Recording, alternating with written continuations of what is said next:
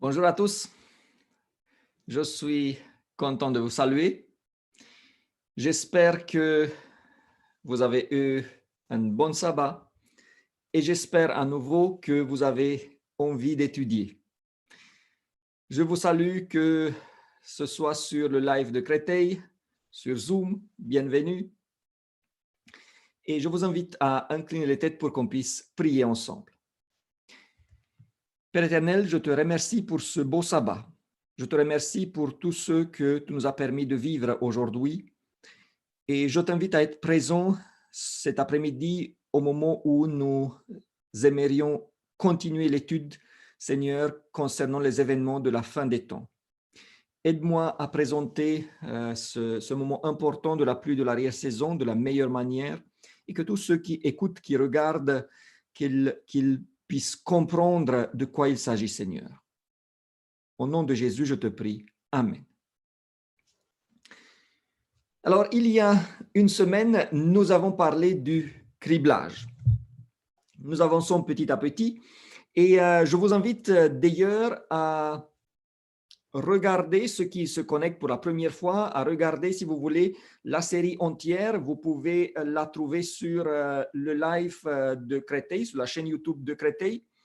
Nous avons commencé au début du confinement, donc nous sommes déjà assez avancés. Nous sommes à la leçon 7 et cet après-midi, j'aimerais donc étudier avec vous la pluie de l'arrière-saison. Nous avons déjà étudié la Trinité impie et le faux réveil que Satan fera vivre aux gens. Nous allons maintenant voir quel est le vrai réveil et ce que le malin essaie à contrefaire.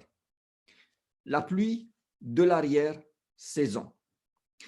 Dieu promet à son peuple de lui donner son esprit, de le reverser sur nous comme la pluie de l'Orient se reverse sur les terres, et il promet que c'est quelque chose de sûr. Il nous dit que nous pouvons compter sur cette pluie. Alors, je vous invite déjà à regarder un premier texte.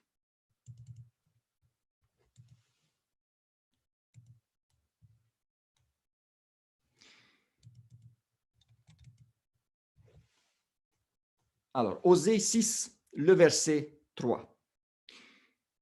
Connaissons, cherchons à connaître l'Éternel. Sa venue est aussi certaine que celle de l'aurore. Il viendra pour nous comme la pluie du printemps qui arrose la terre. Alors, je vous invite à voir ce que ça signifie, de quoi il s'agit. Et premièrement, le premier point de cet après-midi, nous allons étudier un tout petit peu l'image de la pluie de l'arrière-saison. D'où vient cette image? Je pense que certains d'entre nous connaissent déjà, mais on va voir pourquoi cette image est-elle utilisée pour le reversement du Saint-Esprit. Alors, cette image vient donc du monde de l'agriculture, du monde paysan du Moyen-Orient. À partir du mois d'avril à peu près, commence en Palestine la longue saison sèche, qui dure donc jusqu'en octobre. D'avril en octobre, c'est la saison sèche, qui laisse la terre rabougrie et les réservoirs pratiquement vides. Quand on visite Israël pendant cette période-là, il fait extrêmement chaud. Ce n'est pas trop agréable. J'ai eu le privilège d'être en Israël au mois de mars et le guide nous a dit que c'est là, à la fin donc au début, avant que la période sèche commence, c'est la meilleure période de visiter Israël car tout est encore vert, il ne fait pas encore trop chaud. Mais j'étais en Turquie à un certain moment et c'était le mois de mai.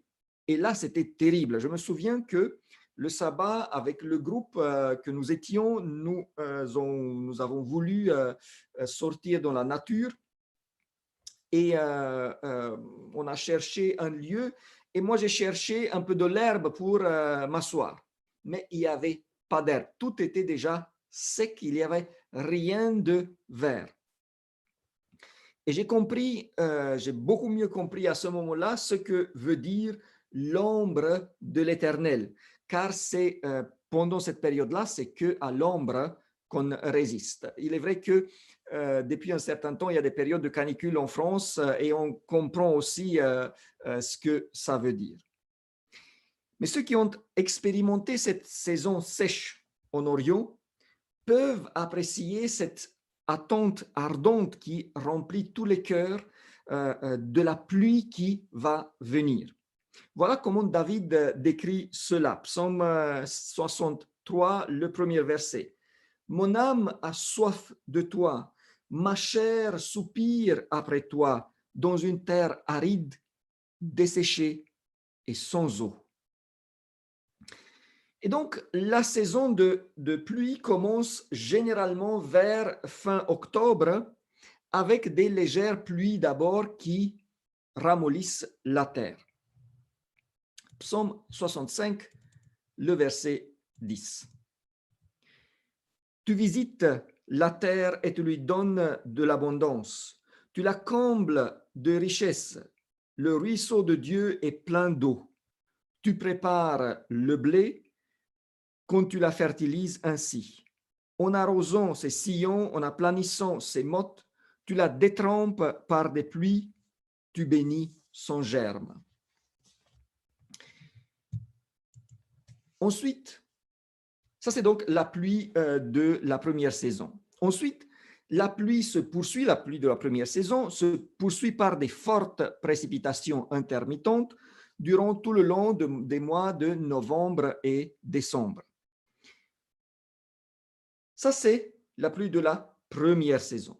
Le fermier dépend de la pluie de la première saison pour que la terre dure comme le roc soit rendue apte au labour et à l'ensemencement.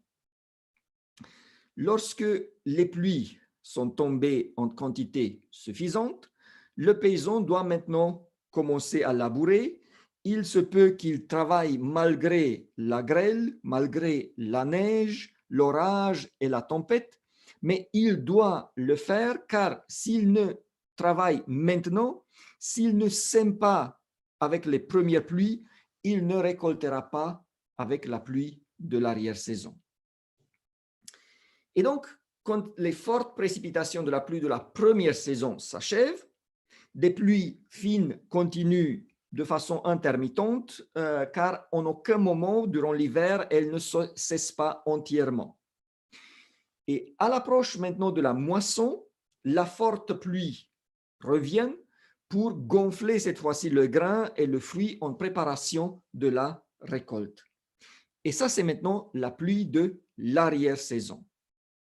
La pluie de la récolte, qui en caractère était similaire à la pluie de la première saison, donc des pluies abondantes. Les deux pluies sont décrites par le mot hébreu geshem, qui signifie pluie débordante, qui se déverse donc dans des précipitations abondantes. Il n'était pas possible de s'attendre aux pluies de la première et de l'arrière-saison à n'importe quel moment, car elles avaient leur saison réservée. Finalement, toutes les deux étaient liées à la moisson longuement attendue. Car sans ces pluies-là, il n'y a ni ensemencement ni récolte. Alors, la saison des semences et celle de la récolte en Israël sont donc l'inverse des nôtres. On sème en octobre, novembre, on récolte quand chez nous, c'est le printemps. De avril à octobre, c'est la saison sèche. Les premières pluies ramollissent le sol et ont lieu d'octobre à fin décembre, avant la saison des semences. Les pluies de l'arrière-saison font mûrir la moisson et tombent de mars à avril avant la récolte. Voilà maintenant comment la Bible décrit cette réalité en considérant ces pluies qui viennent de la part de Dieu et qui dépendent de leur obéissance envers Dieu comme des bénédictions. Deutéronome 11, 13 et 14.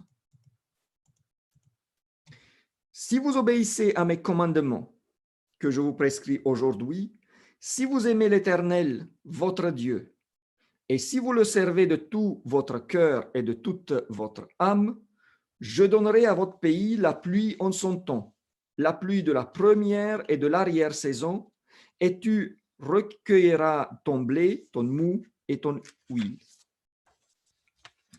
Et de même, Jérémie 5, 23 et 24, ce peuple a un cœur indocile et rebelle. Ils se révoltent et s'en vont. Ils ne disent pas dans leur cœur, craignons l'Éternel notre Dieu qui donne la pluie en son temps, la pluie de la première et de l'arrière-saison, et qui nous réserve les semaines destinées à la moisson. Voilà ce qui est la pluie dans l'Orient. Ce qu'il faut retenir est donc que la pluie de la première saison prépare le terrain, le ramollit pour qu'on puisse après jeter la semence. Mais c'est le laboureur qui doit travailler, préparer le terrain pour la semence, et c'est le laboureur qui jette la semence. La pluie de l'arrière-saison fait mûrir la récolte et prépare la moisson. Mais c'est toujours le laboureur qui doit moissonner. Il y a donc 3 choses que doit faire le laboureur: préparer le terrain, qui est déjà ramolli par la pluie, jeter la semence et ensuite moissonner. Et il y a 2 choses qui ne dépendent pas de lui, qui doivent venir de la part de Dieu: la pluie de la première et la pluie de l'arrière-saison. Et maintenant, de cette réalité physique, les pluies, les deux, on les utilise pour représenter, pour symboliser comme une image, la tombée, le reversement du Saint-Esprit. Nous avons vu l'image de la pluie de l'arrière-saison. Maintenant, je vous invite à voir ensemble ce que symbolise la pluie de l'arrière-saison. Il y a généralement 3 événements, 3 aspects spirituels qui sont représentés par les pluies de la première et de l'arrière-saison. Premièrement, du point de vue de l'expérience personnelle, quelque chose que chaque personne doit vivre. La pluie de la première saison représente le début de l'action de l'Esprit Saint dans le cœur de la personne, alors que la pluie de l'arrière-saison représente l'accomplissement de l'œuvre de l'Esprit et la transformation de la personne selon l'image de Christ. Voilà une citation des événements des derniers jours. De même que la rosée et la pluie sont données d'abord pour permettre la germination de la semence, puis pour mûrir la moisson, le Saint-Esprit est accordé pour mener à bonne fin, d'étape en étape, le processus de la croissance spirituelle. La maturation du grain symbolise l'achèvement de l'œuvre de la grâce de Dieu dans l'âme de tout croyant. Par la puissance de l'Esprit, l'image morale de Dieu doit être rendue parfaite dans le caractère. Nous sommes appelés à être transformés complètement à la ressemblance de Christ. La pluie de la première saison représente donc la préparation du terrain à travers plusieurs types d'actions.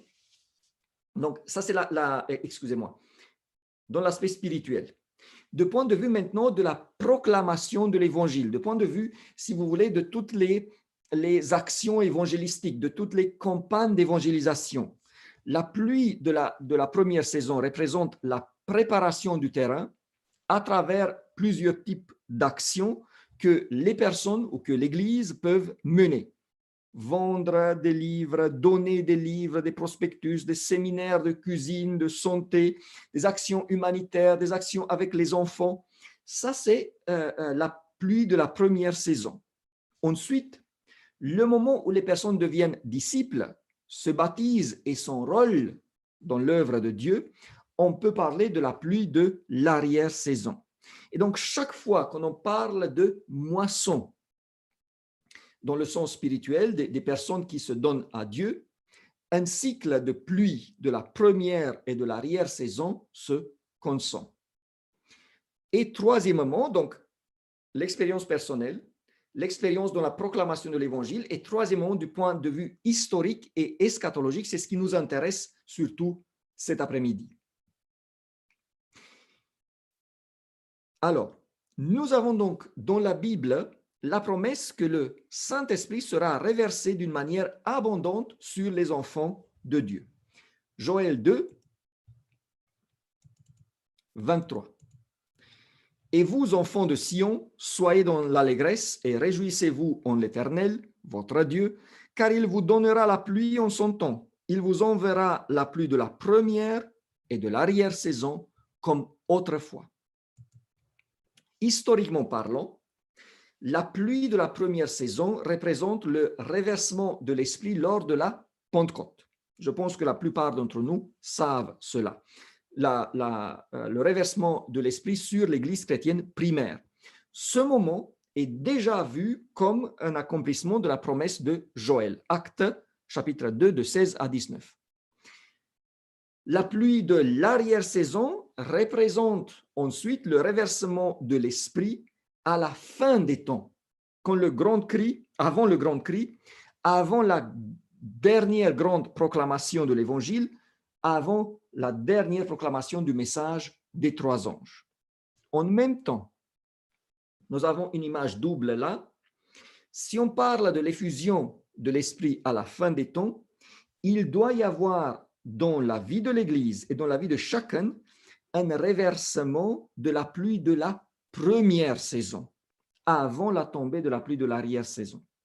C'est là où c'est important de retenir que la pluie de la première saison prépare le terrain, alors que celle de l'arrière-saison prépare la moisson. Et il n'y a pas de moisson si le terrain n'a pas été préparé et la semence n'a pas été mise dans la terre. Donc, avant le grand cri, dont on va parler plus tard, il doit y avoir le reversement de la pluie de la première saison dans les cœurs des personnes. Déjà, ils doivent se préparer eux-mêmes, les églises, mais il doit y avoir aussi une préparation dans le monde. Beaucoup d'entre nous font aujourd'hui un très beau travail de semences. On sème, on donne des livres, on donne du matériel, on parle aux gens. Et ce travail, à un certain moment, il va donner des fruits. Maintenant, j'espère que nous avons compris l'image de la pluie dans l'Orient et ce que symbolise la pluie de l'arrière-saison, le reversement d'une manière abondante de l'Esprit à la fin des temps. Maintenant, qu'est-ce qui caractérise cette pluie de l'arrière-saison? En d'autres termes, comment est-ce que nous pouvons savoir à quoi nous attendre? De quoi parle-t-on exactement? Comment reconnaîtrons-nous la pluie de l'arrière-saison? Comment saurons-nous que cette pluie-là a commencé à tomber? Alors là, à nouveau, le prophète Joël décrit le mieux ce moment. Et si on prend la Bible, on va voir que on n'est pas en danger de dire que ça a déjà commencé d'une manière abondante, qu'on est en plein dedans, parce que la Bible, elle est assez claire. Joël 2. Et vous, enfants de Sion, soyez dans l'allégresse et réjouissez-vous en l'Éternel, votre Dieu, car il vous donnera la pluie en son temps. Il vous enverra la pluie de la première et de l'arrière-saison comme autrefois. Vous mangerez et vous vous rassasierez, et vous célébrerez le nom de l'Éternel, votre Dieu, qui aura fait pour vous des prodiges. Et mon peuple ne sera jamais plus dans la confusion. Et vous saurez que je suis au milieu d'Israël, que je suis l'Éternel votre Dieu, et qu'il n'y en a point d'autre. Et mon peuple ne sera plus jamais dans la confusion. Ça, c'est la première partie. Et ce que ce passage si connu semble décrire est le réversement de l'esprit en deux étapes. Juste avant la pluie de la première et ensuite celle de l'arrière-saison. Et les versets 26 et 27 semblent décrire, celle qu'on a lue, semblent décrire la pluie de la première saison où l'Éternel s'occupe de son peuple, où il fait des miracles pour lui, sans que celle-ci soit décrite exactement. Le résultat est que son peuple est reconnaissant et dévoué à son Dieu. Et que le danger de s'éloigner de lui ou de le remplacer avec d'autres dieux n'existe plus. En même temps, il n'y a pas non plus le danger de la confusion, des faux enseignements, car l'esprit de la vérité conduit justement dans la vérité. Et par la suite, les versets 28 et 29 semblent décrire maintenant la pluie de l'arrière-saison. Regardons. Après, je répandrai mon esprit sur toute chair. Vos fils et vos filles prophétiseront. Vos vieillards auront des songes et vos jeunes gens des visions. Même sur les serviteurs et les servantes, dans ces jours-là, je répandrai mon esprit. Je ferai paraître des prodiges dans les cieux et sur la terre, du sang, du feu et des colonnes de fumée.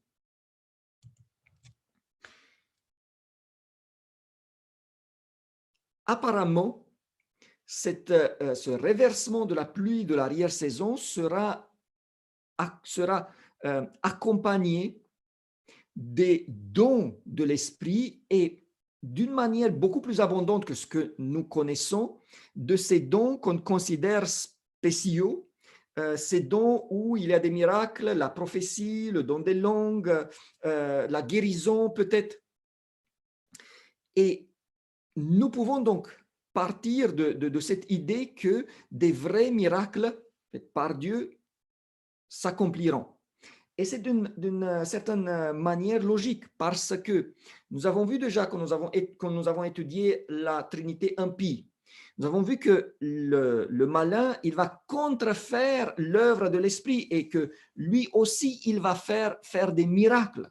Donc, si le malin fait des miracles, il est logique que le peuple de Dieu le fait également parce que sinon Dieu aurait pu nous dire, écoutez, tous les miracles que vous allez voir, ça vient de Satan, il n'y a rien de vrais miracles. Mais non, il y aura des vrais miracles comme il y a des miracles faits par le malin et ses serviteurs. C'est pour cela, d'ailleurs, que nous devons être affermis pour qu'il n'y ait pas de confusion. Ça, nous avons discuté à ce moment-là.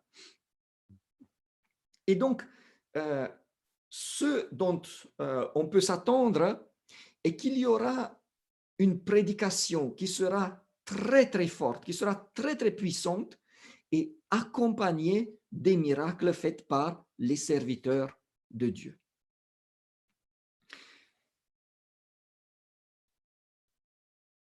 Et donc, dans ce cadre-là, la pluie de la première saison représente la préparation spirituelle des personnes pour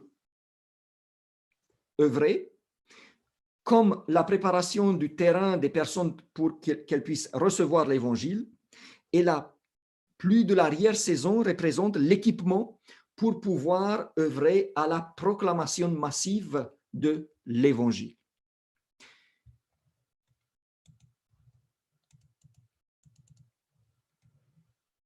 Aussi, avant que les jugements de Dieu fondent sur la terre, il y aura au sein de son peuple un réveil de la piété primitive tel que l'on n'a pas vu depuis les jours des apôtres. Dieu accordera à ses enfants l'esprit et la puissance d'un haut. Tragédie des siècles 504. Il se produira en ce temps-là un mouvement analogue à celui de la Pentecôte, figuré par la pluie de la première saison, répandue lors de l'effusion du Saint-Esprit au début de la proclamation de l'Évangile. Toujours tragédie des siècles. L'effusion de l'Esprit au jour des apôtres était la première pluie, et le résultat en fut glorieux. Mais la pluie de l'arrière-saison sera encore plus abondante. Événement des derniers jours 141. Voilà donc à ce qu'on peut s'attendre. Nous avons vu l'image des pluies de la première et de l'arrière-saison. Nous avons vu ce que symbolise cette image et nous avons maintenant vu à quoi nous pouvons nous attendre effectivement quand Dieu reversera son esprit sur nous. La partie la plus importante est celle qui suit maintenant. Comment se préparer et quelles conditions remplir pour justement recevoir la pluie de l'arrière-saison.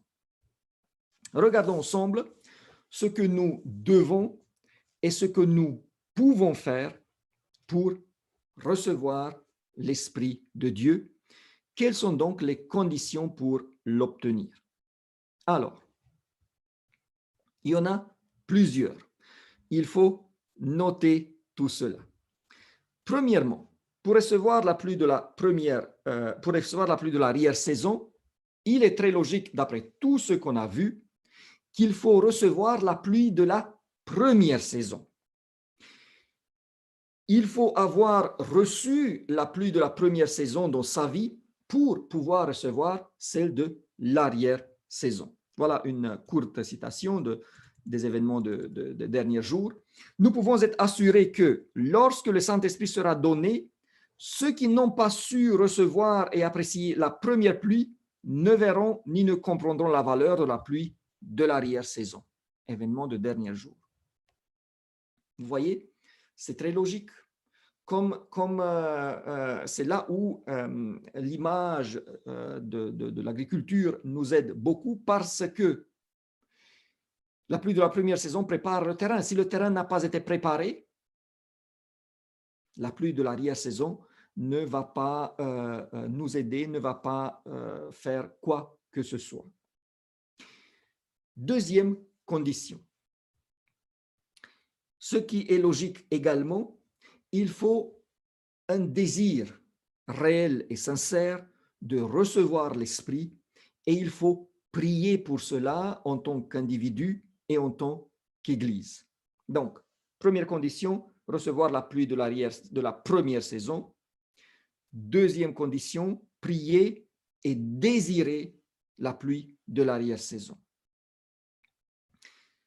L'idée est que on désire donc l'Esprit pour pouvoir agir et accomplir l'œuvre de Dieu.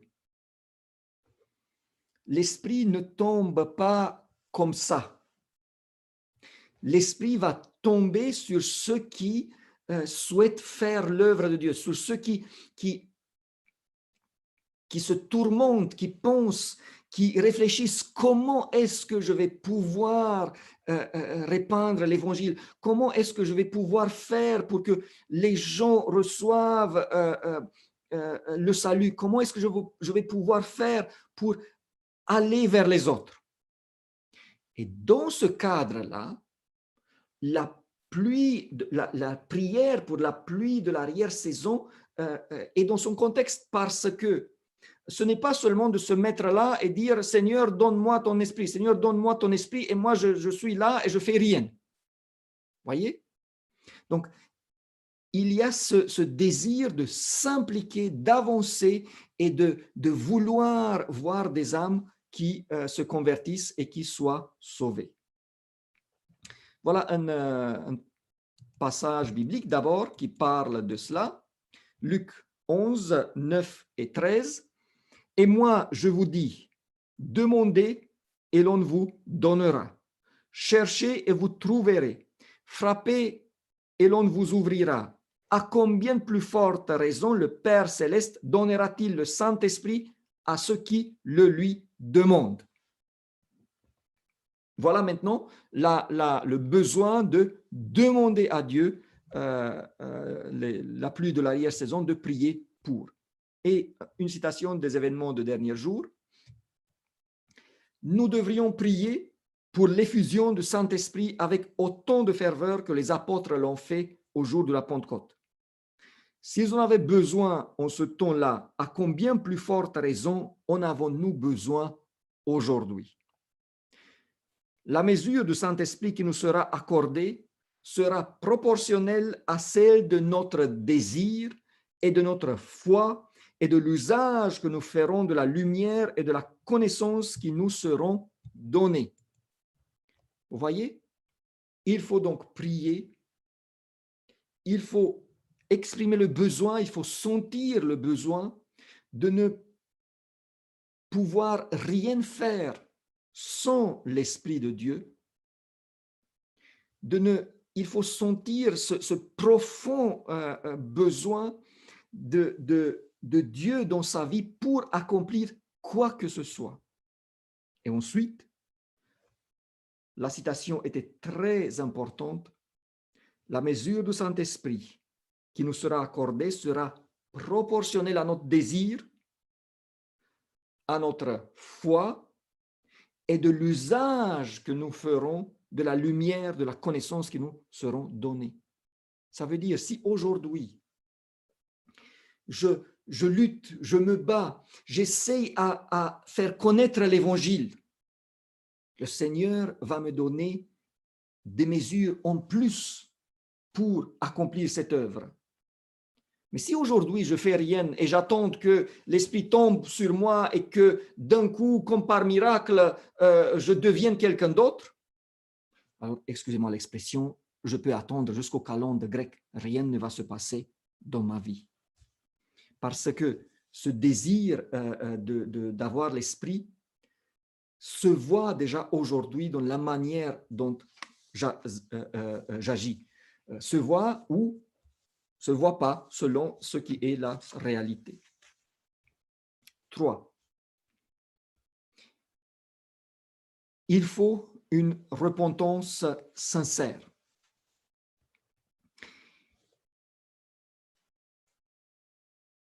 Il faut que nous nous repentons, mes frères et sœurs, complètement, et c'est absolument nécessaire.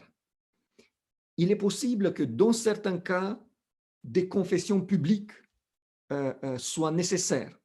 Il ne s'agit pas, je précise, de confesser publiquement ce que seul Dieu et moi connaissent. Mais dans certains endroits, il est possible de devoir reconnaître publiquement des torts qu'on a fait, qu'on s'est fait les uns aux autres, des erreurs que nous avons propagées. Il s'agit là même d'un devoir pour les pasteurs. Et j'ai trouvé une citation qui m'a beaucoup plu et interpellé. Je vous annonce qu'il devrait y avoir un complet réveil parmi nous. Le corps pastoral doit se convertir. Des confessions, la repentance, des conversions sont nécessaires. Beaucoup de ceux qui prêchent la parole ont besoin de la grâce transformatrice de Dieu dans leur cœur. Ils ne devraient tolérer aucun obstacle à l'œuvre qui est à accomplir avant qu'il ne soit trop tard pour toujours. Vous voyez, il faut un mouvement de repentance qui commence avec la tête, qui commence avec ceux qui sont en charge, qui commence avec les responsables. Et parfois, il faut confesser. Si jusqu'à maintenant, j'ai vu une chose, j'ai enseigné une chose qui est fausse, il faut que je vienne et comme j'ai enseigné d'une manière publique, je le dis d'une manière publique, écoutez, j'ai eu tort, le Seigneur me l'a montré, je demande pardon. Il doit y avoir donc cette œuvre de repentance sincère où les personnes regrettent d'une manière sincère leur péché. Et ensuite, donc, repentance, et ensuite il faut une lutte et des victoires sur les défauts, sur les péchés et l'accomplissement de son caractère. Il faut recevoir la pluie de la première saison, il faut prier et désirer de recevoir la pluie de l'arrière-saison, deuxième condition, il faut se repentir sincèrement et il faut vaincre les défauts et les péchés, avoir des caractères purs. C'est une des conséquences de la pluie de la première saison qui est absolument nécessaire pour recevoir celle de l'arrière-saison. Et je répète, ça tient de la lutte sérieuse contre le péché, d'une consécration totale et d'un accomplissement et anoblissement du caractère. Voilà à nouveau deux citations des événements des derniers jours. Nous devons remédier à nos défauts de caractère et purifier le temple de l'âme de toute souillure. Alors la pluie de l'arrière-saison tombera sur nous comme la première pluie est tombée sur les disciples au jour de la Pentecôte. J'ai vu que personne ne pouvait prendre part au rafraîchissement à moins d'avoir obtenu la victoire sur chaque défaut, sur l'orgueil, l'égoïsme, l'amour du monde et sur chaque mauvaise parole et chaque mauvaise action.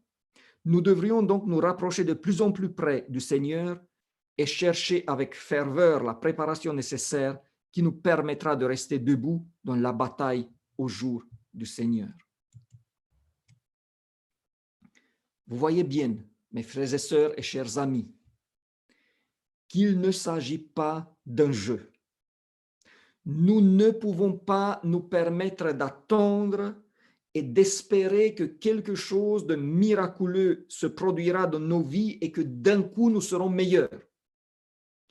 Il faut aujourd'hui une lutte acharnée menée sous la conduite de l'Esprit et il faut, je répète, que ça se passe dès aujourd'hui.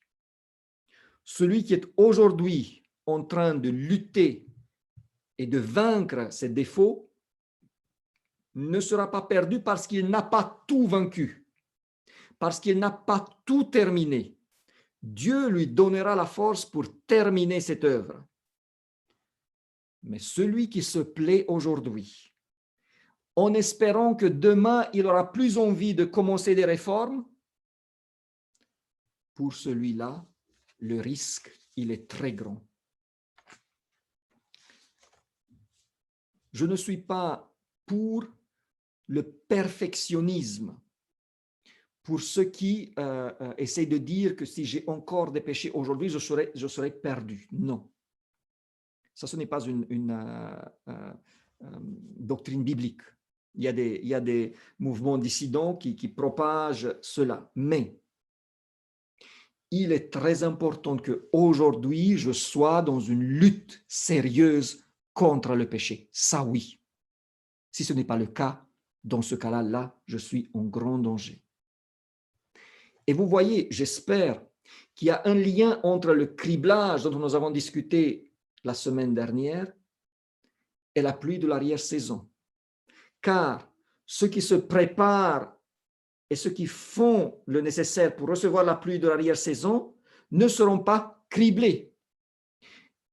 Et ceux qui seront criblés, forcément, ils ne recevront plus pas la pluie de l'arrière-saison. Une autre condition très importante et vous allez voir et vous allez savoir pourquoi je me bats pour cela et vous allez voir que ce n'est pas quelque chose dont on peut se permettre de traîner. Cinquième condition, mes frères et sœurs, il faut arrêter les rivalités et les dissensions. Il est très logique que l'Esprit de Dieu ne peut pas être reversé sur ceux et celles qui se disputent et qui luttent les uns contre les autres. L'unité dans la vérité, la réconciliation et le pardon sincère doivent avoir lieu. Sinon, nous serons contournés par l'effusion de l'Esprit en tant que personne et en tant qu'Église. C'est si simple que cela. Il ne s'agit pas seulement de se réconcilier pour avoir des églises où on se sent mieux, parce que bien sûr, là où il y a des dissensions, ce n'est pas trop agréable.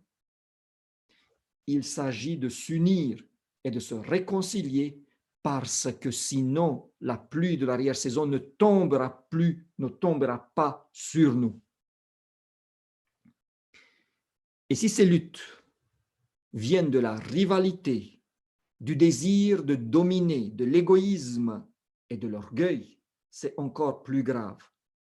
Nous n'avons plus le temps pour cela. Dans toutes nos églises, cet esprit doit cesser urgemment. Et je précise que ce problème concerne les membres de l'Église ainsi que les pasteurs qui doivent marcher à l'avant et qui doivent donner le meilleur exemple. Nous, les pasteurs, nous sommes des humains et Satan lutte avec nous aussi. Et il est facile qu'entre nous, il y a de la jalousie, il y a de la rivalité. Nous devons nous-mêmes cesser, chacun de nous, avec cela. Sinon, nous-mêmes ne serons pas parmi ceux qui recevront la pluie de l'arrière-saison. Mais les conditions sont les mêmes pour tous. Voilà une nouvelle citation, toujours des événements de derniers jours, un livre qui est facile à se procurer. Lorsque les ouvriers auront le Christ constamment dans leur cœur, lorsqu'ils auront renoncé à tout égoïsme, lorsqu'ils ne seront animés d'aucun sentiment de rivalité, lorsqu'ils ne se laisseront aller à aucune manœuvre dominatrice, lorsque l'unité existera véritablement, lorsqu'ils se sanctifieront de sorte que l'amour fraternel sera évident et ressenti de tous, alors les ondées de la grâce du Saint-Esprit descendront sur eux aussi sûrement que la promesse de Dieu ne manque jamais de s'accomplir à tous égards. Mais lorsque le travail des autres est déprécié par des ouvriers qui veulent mettre en évidence leur propre supériorité, ils prouvent que leur œuvre n'est pas de bonne aloi. Dieu ne peut pas les bénir. Que les chrétiennes abandonnent tout esprit de dissension et se donnent à Dieu pour le salut de ceux qui se perdent, qu'ils réclament avec foi la bénédiction promise et elle viendra. Voilà, mes frères et sœurs, qu'est-ce que nous voulons de plus pour que toutes ces choses cessent une fois pour toutes dans nos églises? Nous sommes chacun entre nous et Dieu. Ce que nous devons faire est d'apprécier et d'aider les autres qui travaillent. S'il y a de ceux qui font un bon travail, et si dans mon cœur, je remarque une semence de jalousie, il faut que je me mette sur mes genoux et que je prie et que je demande à Dieu d'enlever cette racine avant même qu'elle se fasse remarquer, avant même que je l'exprime en parole ou en action. Il faut que nous abandonnons tout esprit de dissension, de rivalité, de domination et tout ce qui est lié avec. Et là, l'Esprit pourra nous remplir. Alors, je recommence. Les conditions, il faut recevoir la pluie de la première saison pour après pouvoir recevoir celle de l'arrière-saison. Il faut prier et désirer la pluie de l'arrière-saison. Il faut se repentir sincèrement et il faut lutter pour avoir des caractères purs. Et ensuite, il faut arrêter les rivalités et les dissensions. Sixième condition, il faut laisser l'Esprit nous conduire.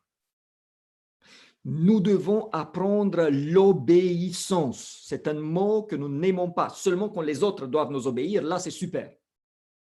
L'obéissance, c'est quelque chose que la chair n'aime pas. Mais non, nous devons être prêts à laisser le gouvernail dans les mains de Dieu.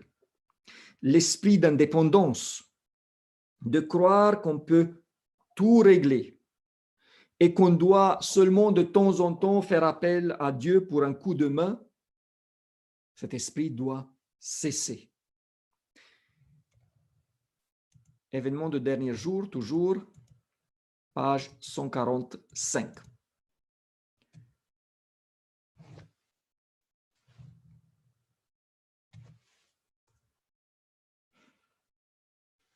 Excusez-moi, je pense que là, il manque une citation. Je vais la lire.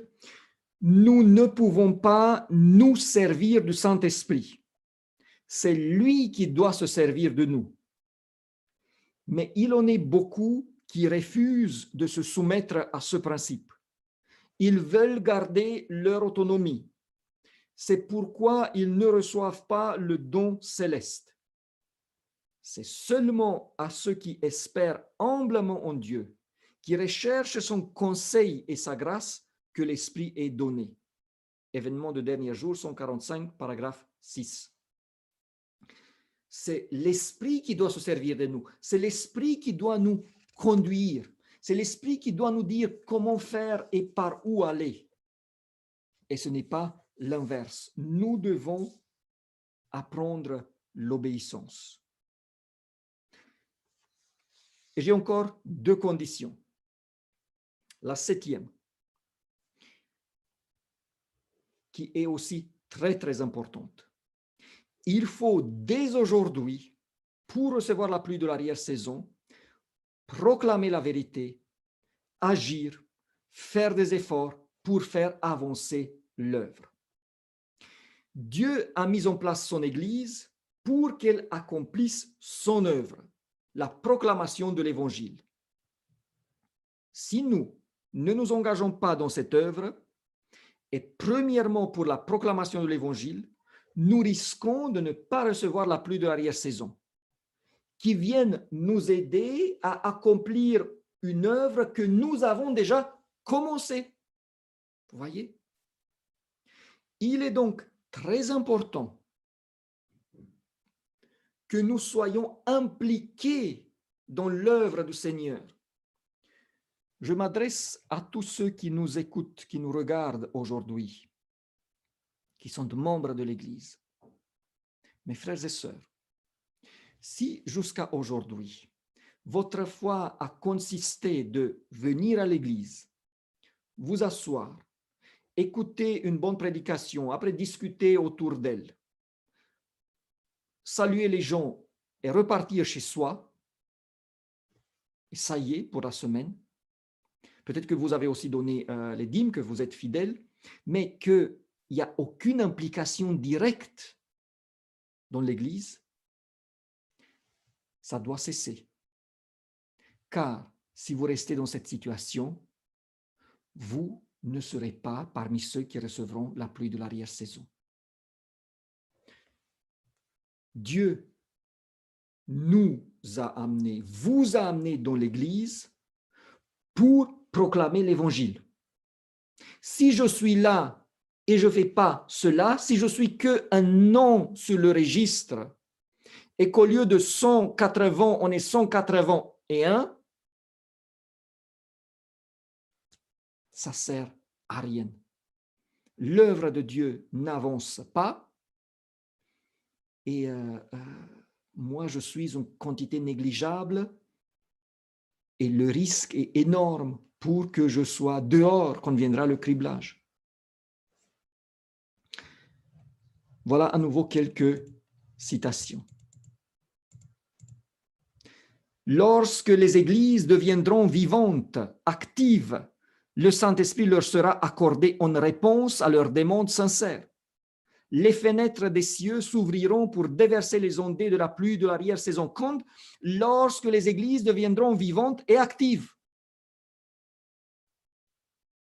il faut qu'il y ait déjà ça pour que l'esprit soit réversé.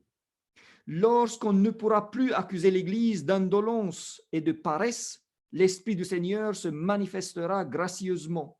Le pouvoir divin sera révélé. L'Église verra alors l'œuvre providentielle du Seigneur des armées.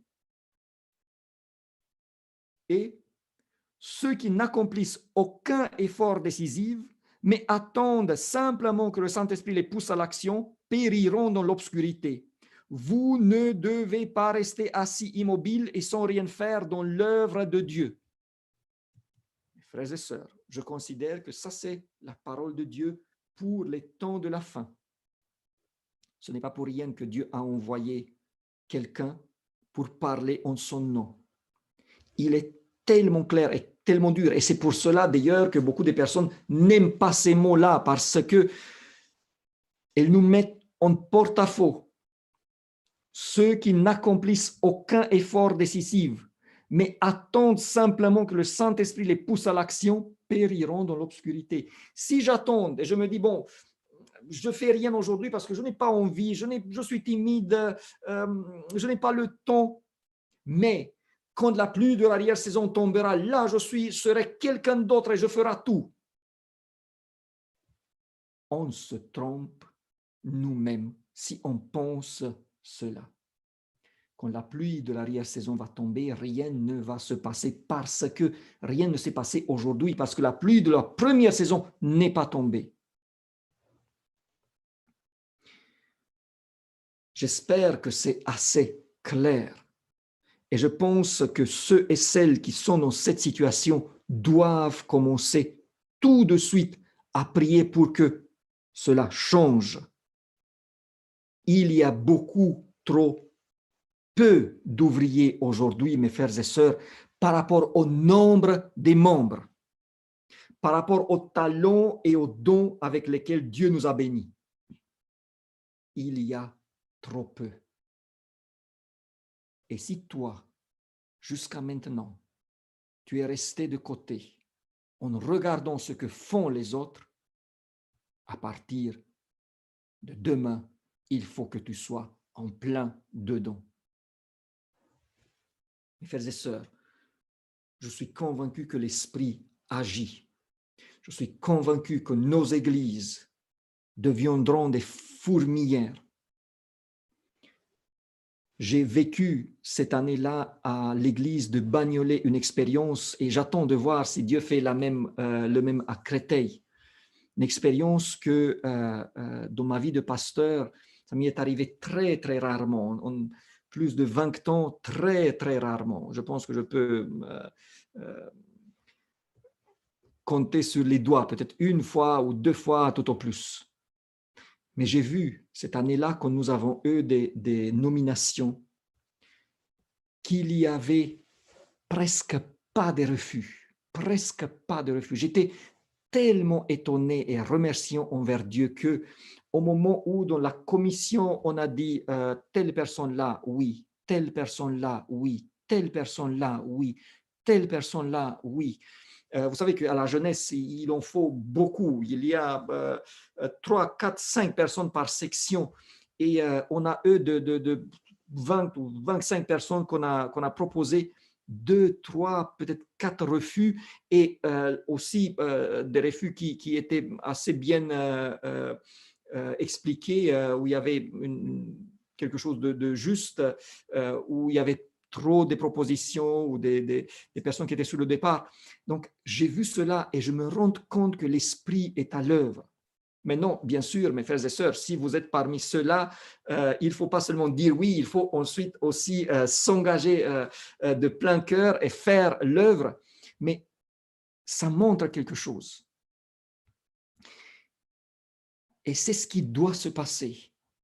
On ne doit plus trouver des personnes qui refusent, on doit trouver des personnes qui disent mais si je ne peux pas travailler là, montre-moi où, parce que je veux faire quelque chose pour le Seigneur. Des personnes qui partent, qui n'attendent pas qu'ils soient poussés. Et je vois cela, bon, je parle maintenant de mes églises, mais je sais que dans d'autres, c'est la même chose. Il y a des groupes de personnes qui n'attendent pas qu'on les pousse, qui demandent du matériel pour sortir, pour aller, pour parler avec les gens, pour leur donner des matériaux. Il y a des groupes à Créteil, c'est aussi à Bagnolet le cas. Mais frères et sœurs, ça doit augmenter en puissance, en nombre, parce que le Seigneur est proche et nous avons une grande œuvre à accomplir. Bon, je ne peux pas me lasser de prêcher alors que c'est quand même un séminaire où on doit enseigner et présenter les choses, mais ce sujet-là de la pluie de l'arrière-saison est tellement importante et voilà, je rêve du moment où nos églises seront remplies d'esprit et qu'il n'y aura rien d'autre que la discussion de comment agir pour le Seigneur. Et enfin, la 8e condition que moi j'ai trouvée, je pense qu'on peut trouver d'autres, mais pour moi c'était les plus importantes. Il faut aussi avoir de la patience et de la confiance en Dieu et ses promesses. Le moment, c'est Dieu qui le choisit. Moi, je dois faire la préparation et ensuite, peut-être qu'il faut un temps d'attente. Peut-être que moi, je suis dans les blocs start. Vous savez, comme Noé, quand il est entré dans l'arche, il a dû attendre quelques jours. Je ne sais pas si c'était simple, mais il nous faut cette patience. Une fois que nous avons accompli notre rôle, une fois que nous avons fait ce que Dieu nous a demandé de faire, il faut patienter et avoir confiance en Dieu. Sa promesse, elle est sûre, mais c'est lui qui gère le temps. Et là, je cite l'apôtre Jacques.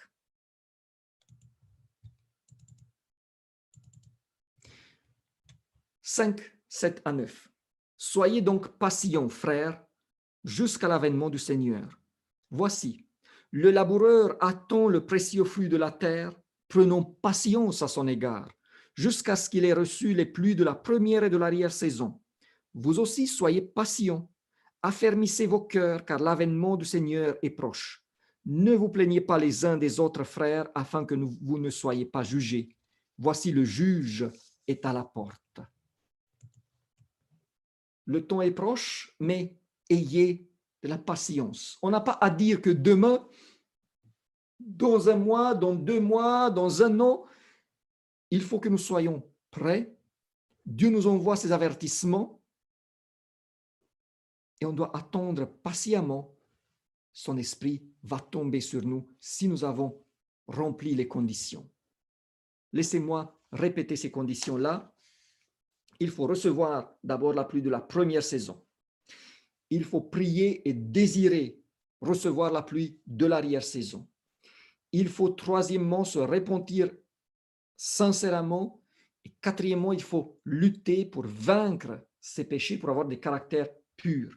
Cinquièmement, très important, il faut arrêter les rivalités, les dissensions. Sixièmement, il faut que l'esprit nous conduise et que nous obéissons. Septièmement, il faut proclamer la vérité, il faut agir, il faut faire des efforts. Et huitièmement, il faut avoir la patience et la confiance en Dieu et en ses promesses. Et finalement, si nous avons vu quelles sont les conditions, maintenant, à quoi la pluie de l'arrière-saison va servir? Qu'est-ce qui va se passer? Premièrement, et avec ce point-là, je vais finir, nous allons voir la prochaine fois, la pluie de l'arrière-saison nous équipe pour la proclamation du dernier message de la grâce, pour la proclamation du message des 3 anges, pour le grand cri. Ça, c'est la première chose que la pluie de l'arrière-saison fait. Deuxièmement, la pluie de l'arrière-saison nous fortifiera et nous préparera pour affronter la dernière crise, le temps de la détresse. Voilà deux citations dans ce sens, tragédie des siècles et événements des derniers jours. La tâche du peuple de Dieu sera terminée. Il a reçu la pluie de l'arrière-saison, les temps de rafraîchissement sont venus de la part du Seigneur, il est prêt à affronter l'heure de l'épreuve qui l'attend. En ce temps-là, la pluie de l'arrière-saison, c'est-à-dire le rafraîchissement apporté par la présence du Seigneur, viendra afin de donner de la puissance à la grande voix du troisième ange et pour préparer les saints à résister dans la période où les dernières plaies se déverseront. Vous voyez donc ces deux points, le grand cri et la préparation pour la crise de la fin. Et ensuite, la pluie de l'arrière-saison prépare l'Église et les individus pour le retour glorieux de Christ notre Seigneur. Mes frères et sœurs, il est important de pouvoir reconnaître le faux réveil. Il est important de reconnaître les manifestations sataniques. Mais combien plus valeureux et souhaitable est de vivre et d'expérimenter le vrai réveil, de voir comment Dieu te transforme, comment il fait de toi un outil puissant dans la lutte contre le malin, un outil puissant pour le salut des âmes. N'avez-vous pas une grande envie qu'on vive ensemble cette expérience? Que Dieu nous aide dans ce sens. Amen. Inclinons les têtes pour la prière. Père éternel, je te remercie pour ces moments où nous avons pu étudier la pluie de l'arrière-saison, le réversement de ton esprit avant ton retour. Père éternel, je te prie, aide-nous à comprendre de quoi il s'agit, mais surtout aide-nous, Seigneur, à nous préparer, à remplir les conditions une après l'autre, toutes, pour que tu puisses reverser ton esprit sur nous, Seigneur, pour que nous soyons remplis de ton esprit et que chacun de nous, Seigneur, nous soyons un outil puissant pour la proclamation de l'Évangile et pour que ton œuvre soit terminée. Au nom de Jésus-Christ, je te prie tout cela. Amen.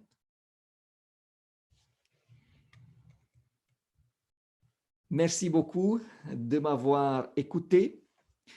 Si vous avez des questions, posez-les s'il vous plaît, mais c'est sur le chat de live du Créteil. Sur le Zoom, ce n'est pas possible parce que ça dérange après la transmission. Et je vous donne rendez-vous, si vous voulez bien, ce soir à 19h, c'est pour les enfants. À 20h, nous allons étudier encore un peu concernant l'épître aux Hébreux. Jusque-là, je vous souhaite un très bon après-midi de sabbat. Au revoir.